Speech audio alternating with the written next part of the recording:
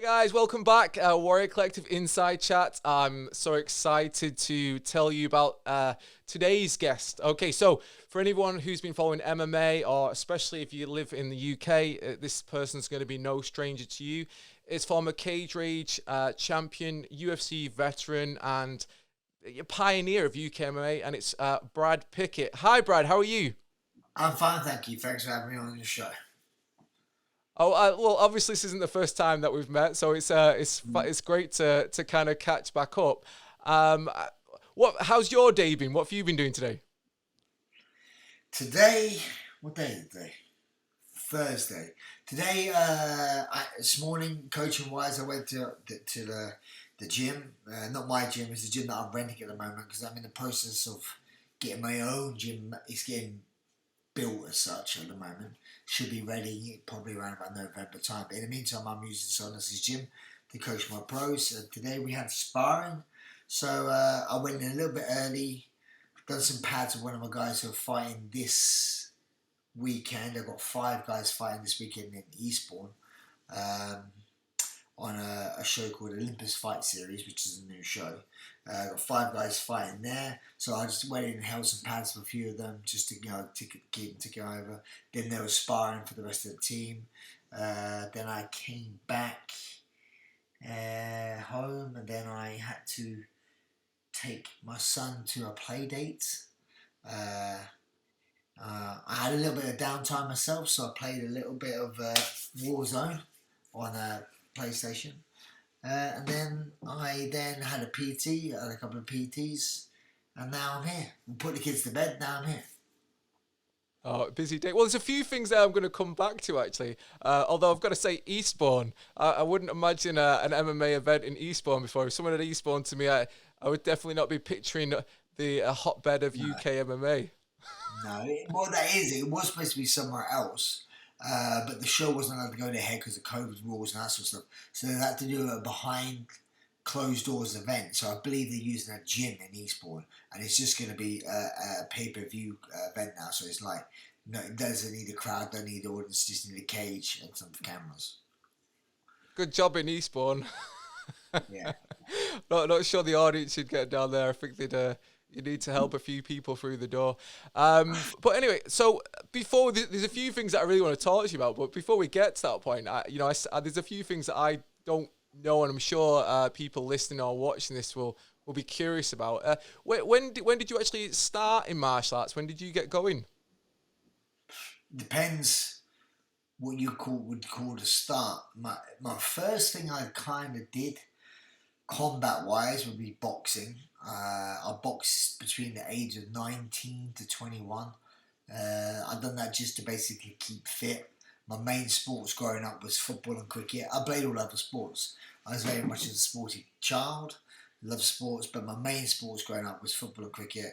I thought I was going to make it as a football player, as every kid does. I was pretty good, but wasn't as good as people out there. I was the best in my school and stuff like that. And I thought, yeah, of course, I'm the best in my school. You know, realise, okay, but you're not the best in your county. You're not the best. Yeah, so like that kind of thing. You're like, okay, there's levels to the sport. So same thing. So for me, football was my main love. I played at a decent, not bad level. I played for a team called Russian Diamonds, and then another team called Warrenstown was the Dr. Myers League, and the GM Vauxhall Conference, and the was it Dr. Martin's League, which is the yeah. So it wasn't a bad level of football, but then I ruptured my ACL playing football. But I took up boxing actually just to keep fit because I thought it was quite a good fitness thing. Also, if you learn how to fight, you don't have to fight by default. People leave you alone, so it's quite a good kind of life skill to have. Um, so I took up boxing just for fitness. Got asked if I wanted to have a fight. Kind of felt nervous about it, but kind of said no, but went like that at the same time and ended up fighting. Done pretty well as an amateur boxer. Like knocked out my first five opponents in the first two rounds, and I ended up being 10-1 as an amateur. But I said I ruptured my ACL playing football. Um, and then I quit fighting, to be honest, because football was my main thing. try to get back into football, drop the levels that I played at, and yeah, try to get back into boxing later on in my life. Around about 25 years of age, I went to Peacock's gym when I boxed for a team called Wellingborough, up in Wellingborough, Wellingborough ABC. But then when I took up boxing, tried to take up boxing again at a bit of a later age, I was living back in London, where I'm from, and I kind of didn't get any attention because I was an older man now, and they were just looking after the younger kids. So I was just coming in, hitting the bag on my own, doing my own workout. I'm thinking, well, this sucks. And then someone said to me, why don't you try out MMA? Found it a bit dubious to start off with, like, why are you going to be rolling around with men on the floor? A bit weird. Had watched some early UFCs, kind of thought, oh, it's pretty cool. Went to those MMA, and at the time it was the Elite Fighting System, which Dave O'Donnell, who ran Cage Rage, was his gym. Went there, got my just shit being out of me by a 16-year-old kid called Mark Smith, beating me up. And I was like, I need to learn this for a life skill. I used to be quite a proud man. I was like, I'm 20, yeah. And this kid, little boy, just battered me. And I was like, left there, and I'm like, I need to learn this just for a life skill, because I can't have someone out there being able to do this to me. So let's just, there. That was my journey. Then I got into MMA at the age of like 25, 26. Yeah, I grew as the sport grew, because back then it wasn't really what it is now, where a young 14, 15-year-old kid comes to the gym. I want to be an athlete. I want to be a UFC fighter. Boom, there's a career path. Mate, this career path has been made by the likes of myself and Bisping and those older pioneers of the sport, because it wasn't a sport when I started doing the sport, getting paid 300 quid, to fight. No, not even that. My first 3 fights I fought for free. What I'm on about. I just fought for some free tickets for my friends to watch. Yeah, even when I was a Cage Rage champ, I was getting paid £500. So like, it wasn't like a career path or anything like that. But I kind of carved the career out of it for me, So yeah, it's been a long old journey. I mean, hearing you say that, it's kind of crazy to see.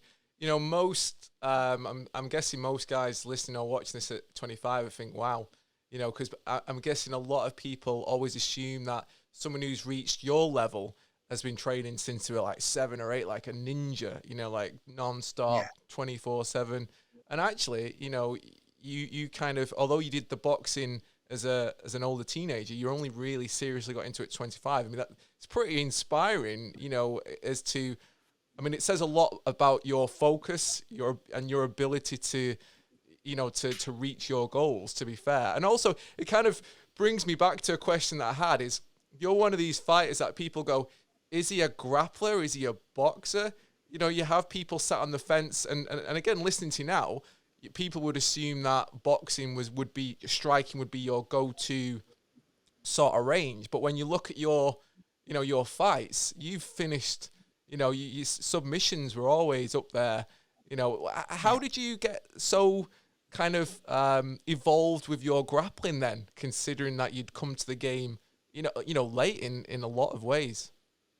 Well, even though I may not look it, I like to think I'm a bit of a smart fighter, and just how to approach it. Because you got to think about it.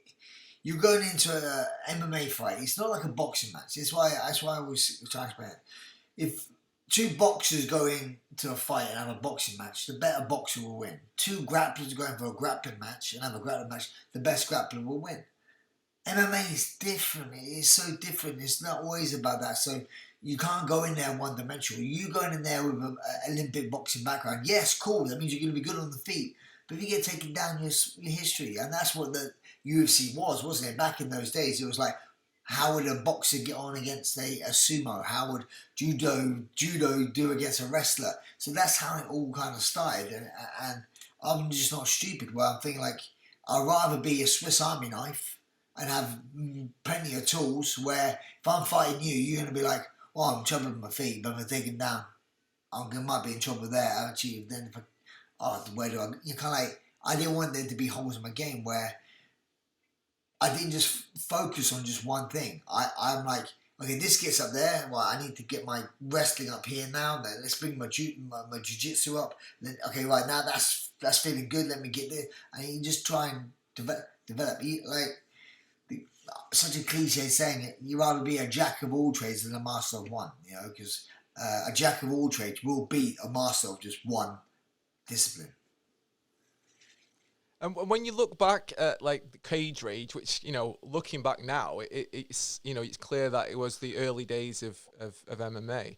Yeah. What do you remember about that kind of that generation now? Because you went from Cage Rage, and did you go straight from Cage Rage into WEC? Was that the transition for you? No, I was in Cage Rage for a bit, and then I got on really well with Dave McDonald and Andy Gear, and because I was like their kind of flagship sort of boy, they had a lot of other shows like approached them for fighters, and I went and fought on K1 Dynamite, went and fought on Bodog, and a few other like good shows around the world. And then then I actually did sign for the WEC, which back in those days, a lot of people just getting into UFC now will have no clue what the WEC was. But the WEC was the UFC, but for the smaller weight classes, because the UFC never had 135 pounds or 145 pounds. So people like Jose Aldo, Uriah Faber, Mike Brown, Donald Cerrone, all them sort of guys fought in the WEC. But then the UFC owned the WEC, so everyone used to rave on about the WC fights and going on about so much how good they were. The youth Dana White goes, well, I need to bring these fights into the UFC, and that's when the WC and the UFC merged as a show, and then we moved to the UFC. And for me, the difference was nothing really, because I was still fighting the same opponents, but the only thing that was different for me from having a WEC on my glove. Yeah, you see that? WEC changed to a UFC glove, right? So that's the only difference. I still find the top 10 guys in the world in my weight class, but what did make it a lot easier for me is me having to explain it. Because like when people knew you fought and you're pretty good, oh, you do fight in UFC, I'd be like, no, I don't find a UFC. I find a show called the WEC, which is owned by the UFC, and it's where I find the best guys in the world in my weight class. And they're like, oh, right, okay, so you're not going to find a UFC then. Well, the UFC don't have my weight class. Yeah, and it just stopped all that. So now when people go, oh, do you find a UFC? Yep. It made it so much easier for me. It just made my life and explaining where I fought a lot more easy,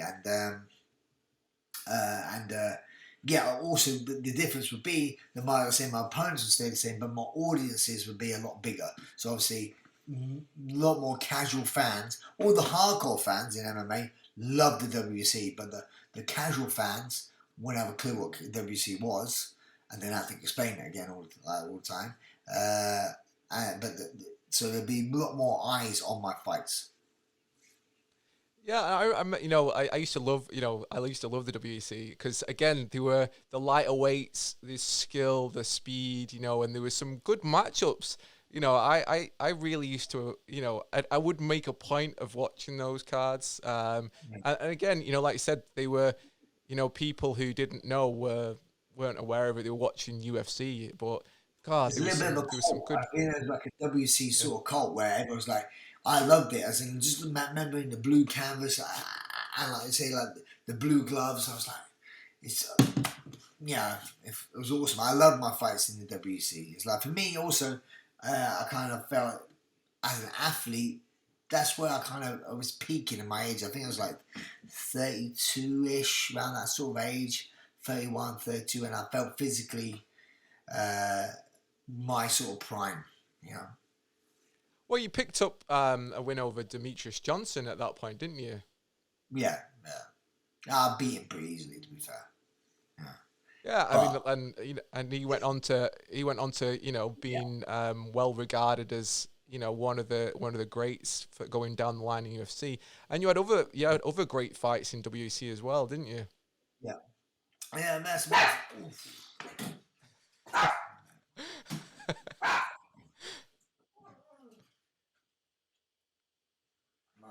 absolute guard killing machine here, trying to go see off some foxes in the garden. She's heard some foxes. Go get money. Go. See, really masculine dog I have. Oh, your dog's amazing. When we've been on this on the underground together, I've Oh loved yeah. you doing tricks with your dog. It's been I think your dog's amazing. I love my dog. I love my dog to bits. She's a very good soul. She's a good one. Yeah. Where we were chatting before, I got really interrupted by my dog. Just talking about your WEC fights, Yeah. we just mentioned. And if you, yeah, I mean, I fought Ivan Menjivar, Scott Jorgensen, Demetrius Johnson, and Kyle Diaz. I only had 4 fights in the WC before it merged to the UFC. But yeah, I know, I say, for me, it was like one of the kind of best sort of eras. I love being part of that era. I fought in the last ever WC card as well. So that was awesome. I think it was WC 53, I believe. Oh God, I didn't even know that. I didn't even realize. So when it merged with UFC, then because obviously you're in the UFC for a long time, and you were one of the top UK fighters representing our neck of the woods for a long time. What were your memorable fights then in the UFC that stood out for you? I think one of the best ones, I think, would be fighting a guy called Yves Gibron. When I fought my debut fight in the UFC was against Henan Barral. It was in Birmingham. I was a co-main event at my UFC debut. So I was like, yeah, cool, brilliant. And I got beat. It was a mental fight. I got beat. I got beat in the first round, but I still got a fight at night, so I got really good bonus for that. But I didn't care about the bonus. I'd rather win the fight. But that was a crazy fight, and I lost. So then I went away. I won. I won a fight in Sweden against Demarcio Page, and then I came back to England. Yeah, I'd never fought in London, but I came back to England and fought in Nottingham against a guy called Yves Gibron. And I finished him with a really good uppercut in the first round. And it was quite nice to live up to my name by knocking someone out, being called Brad One Punch Pickett. Like, you have to live up to it once in a while. And it was good. It was a picture perfect uppercut. I threw, knocked him out. And yeah, so that was a big moment for me. And then the other ones was when I got to walk out in the O2 in front of my fans. That was a big thing for me. I think my first walk to out. Yeah, I think my first walk out in the O2 was my debut going down a weight class to 125 pounds, and that was against Neil Siri, I believe.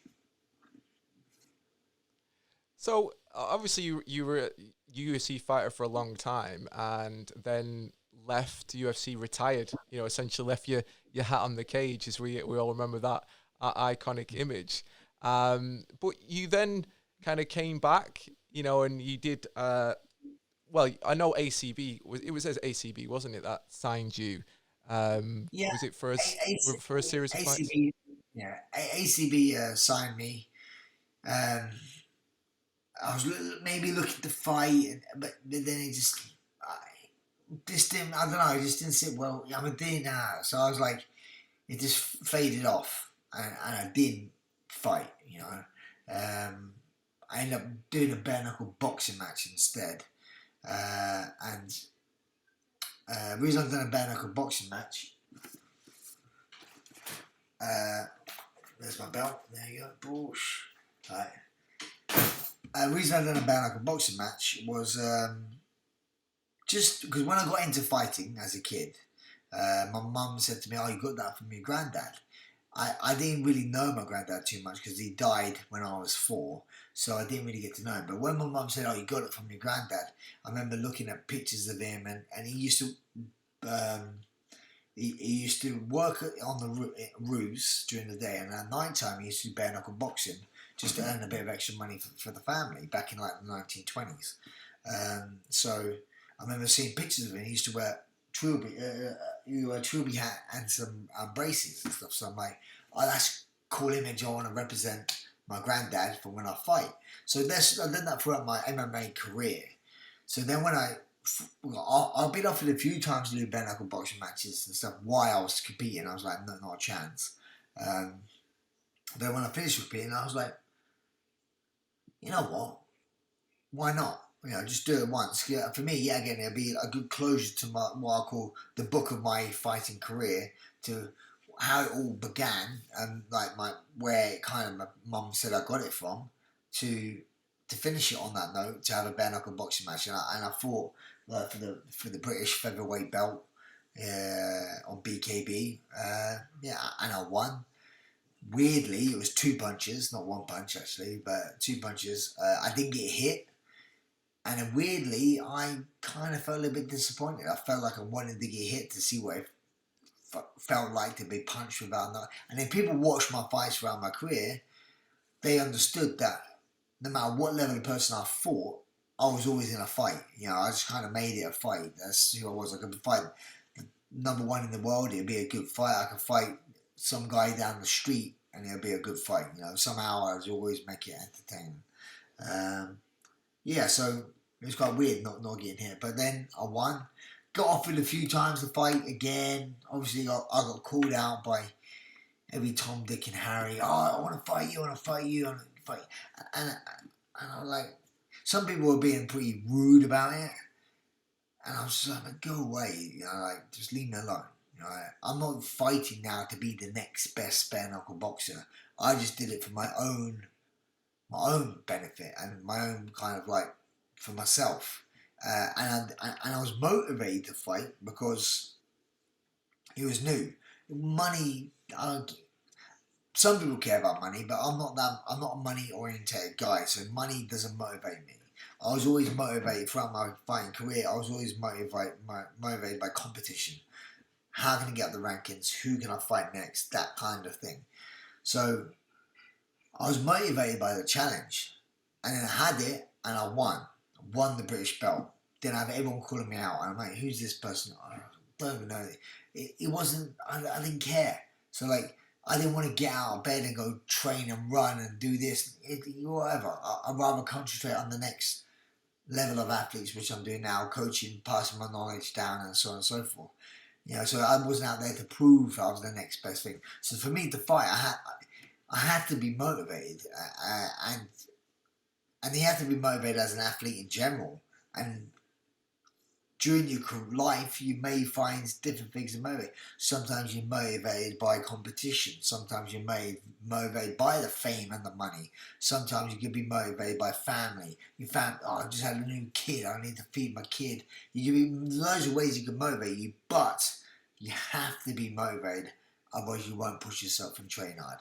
So my motivation had gone, and there was nothing really out there that was going to motivate me to go train as well as I know I need to train to compete. So, I mean, with the bare knuckle boxing, I mean, it's weird. I'm guessing, it's kind of come about as a fact that it's like, where do you go from MMA? It's like, how more extreme can we make it? That's how some people are going to see it. And yet bare knuckle boxing's been around a long time, but it has seemed to gained a lot of traction recently with obviously Paige Van Zandt, as quite well known. She's fought twice and lost twice. But what do you think of the whole bare knuckle scene then as a whole? Well, that's the thing is, and obviously when I've been offered to do bare knuckle boxing a few times throughout my career. First few times was getting paid £500 in a field by some hay bales. Why would I want to do that? Why do I want to get punched in the face with a bare knuckle for £500 in front of some cows? Does not interest me. But obviously, then any sort of thing, when you have a bit of, So the level of bare knuckle boxing also, when I started doing it, was not the level it is now. So like for me, retiring as an athlete at the highest level, and when I retired of my own accord sort of thing. I knew I was still an elite fighter. So for me to fight in bare knuckle, I kind of found this is not going to be too challenging, right?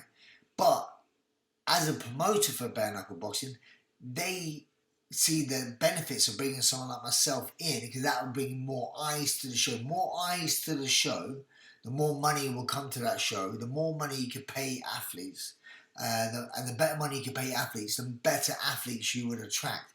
And it just goes around in that sort of circle. So like, if they could attract bigger guys, you could pay them bigger money, better guys are going to come, and that's what it's been like. Now you look at BKB in America as well. They got so many inundated with ex-glove boxers, ex-MMA fighters, anything they could get their attention there. But honestly, it's one of those ones. If I have one of my young athletes now, I would still steer them towards an MMA career because I think you have a lot more longevity for an MMA career, and two, you're still going to get paid more money.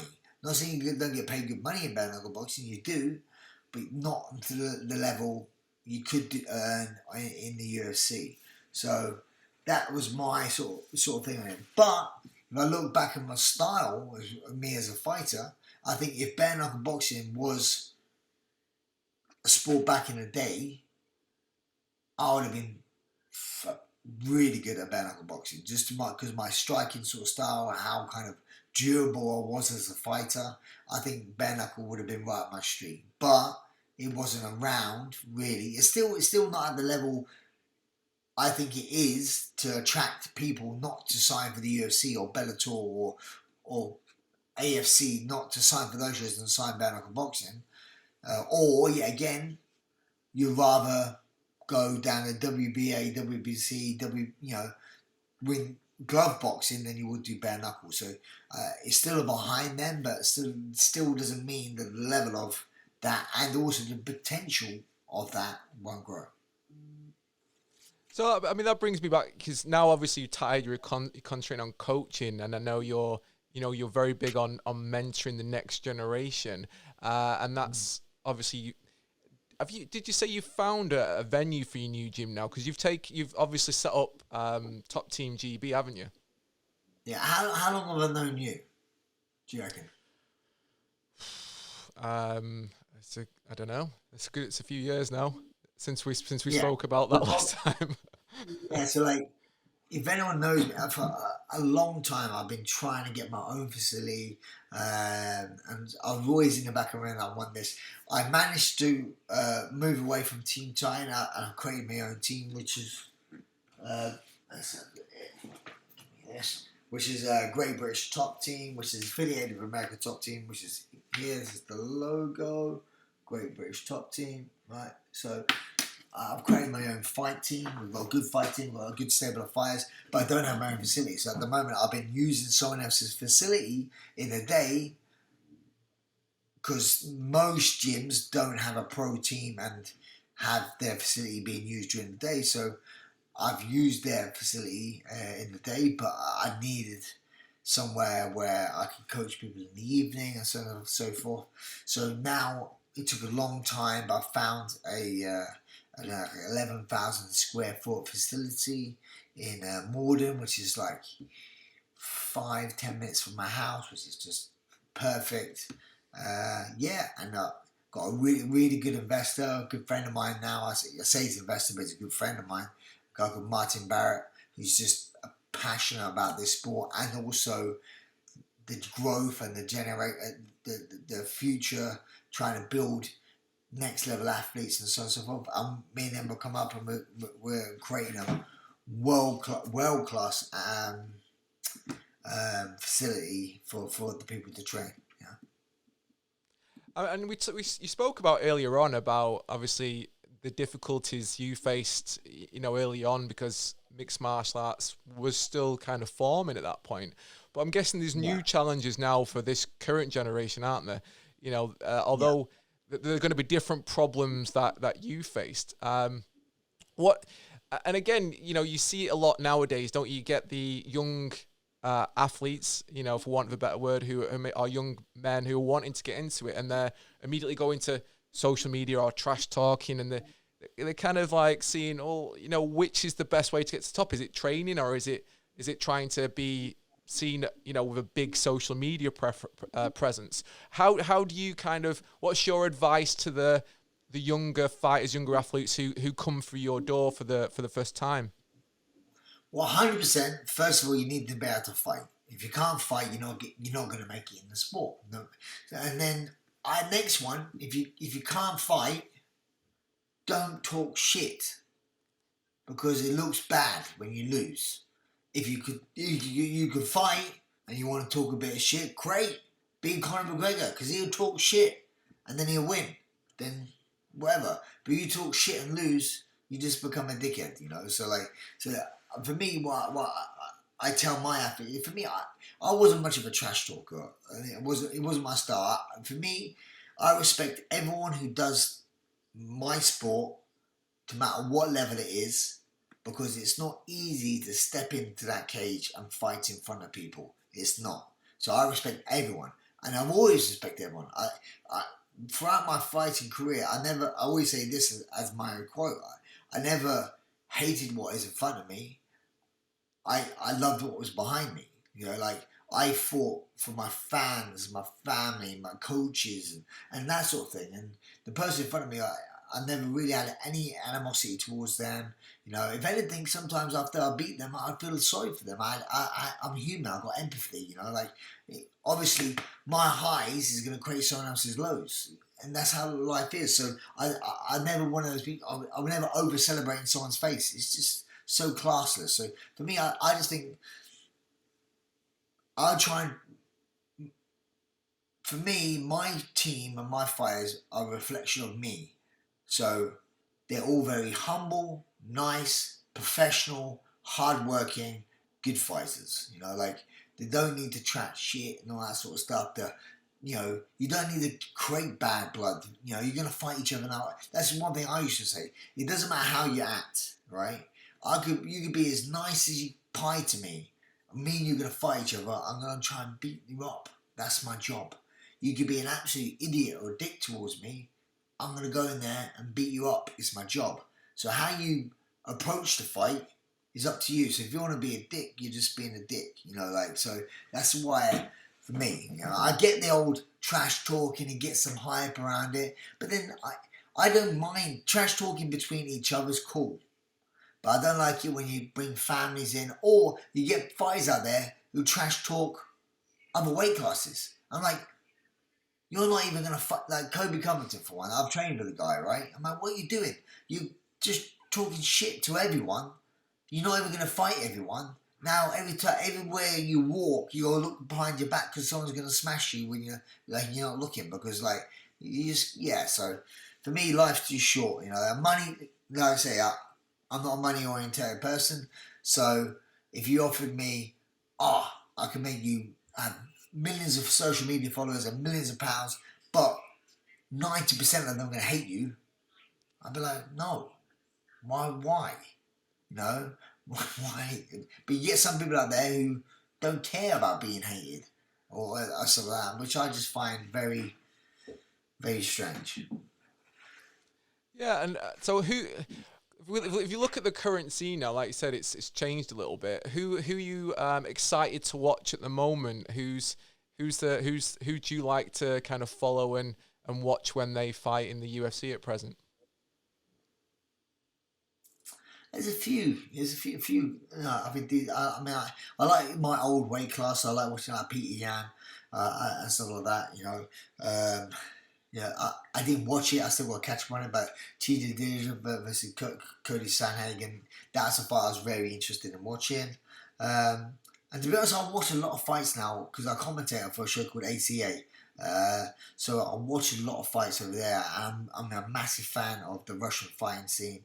I think there's some, as you people know, obviously, people didn't know about Russia back in the day until Khabib, but they've been doing Sambos, for years, for many years. I remember one show I went to when I was commentating.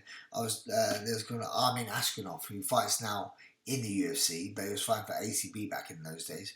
And I was looking at him, I was interviewing him, I was just chatting to him before the fight to get a bit of research about him.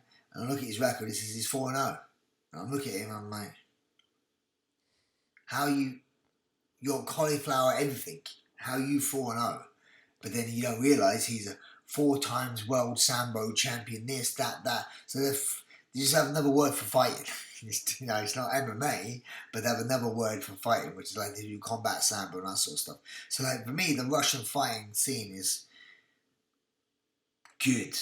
I mean, I have an amazing job. So I go cage side, I commentate with Brian Lacey on ACA, and I just love it. Like the beautiful violence, as you would call it, out there is just phenomenal. I mean, like I think I'm gonna go a good eye for talent. And there's many people in that show will beat a lot of people in the UFC. But I still think the UFC has the best fighters in the world, but not best everywhere. If that makes sense. I think you have little regions of the world. So you have one FC in Asia. Yeah, for me, you have like Russia, AFC is like Russia and that sort of side of thing. And then you have over in America, obviously, you have UFC and Bellator. So what's the future hold for you then? What's the vision now? What do you want going forward? So obviously you've kind of put the competitive side to bed. What are your goals now? No, I still compete. I'm going to be a competitor throughout my life. Okay, I may not compete physically, like in grappling competitions or Ben or that. I compete for my athletes, and so I'm very competitive that way. Like I want my athletes to win. I want my athletes to do their best. So I will compete for them indefinitely. And then also I compete with my gym. I want my gym to have a good reputation. Like I want to be. I don't just want to make do and be happy with getting a paycheck. And I want to be the best. I want to create a best facility. I want to create a great team atmosphere, and I want to build future champions. That's my passion, 100%. So, and that's what I'm going to do with my new facility, which should be open later this year. It's like 11,000 square foot. We've got 2 massive matted areas. We've got a cage, a 26-foot each cage. Got sauna, steam room, gymnasium. It's going to be a world-class facility. So, and also it can be world-class coaching there. And if you can't make it in fighting there, you're not going to make it in fighting. And it's the vision for you to kind of have affiliates around the UK then, because obviously I know, not far from me, I know Carl's opened up Manchester Top Team. So is that part of the vision as well? No, that is part of my thing. Me and Carl together. But what I did, because he wanted to do a Great British Top Team North, what I did mine South, which I was all for. But I said to him, look, you're going to have to hold your horses, because I can't have you open a Great British Top Team before I open my Great British Top Team, if that makes sense. So he says, okay, cool, what should we do? He says, yeah, let's call it Manchester Top Team. So we're 100% connected and affiliated, as well as I'm still connected and affiliated with American Top Team. So yeah, my vision is to grow Great British Top Team as well, just like how American Top Team has grown over in America.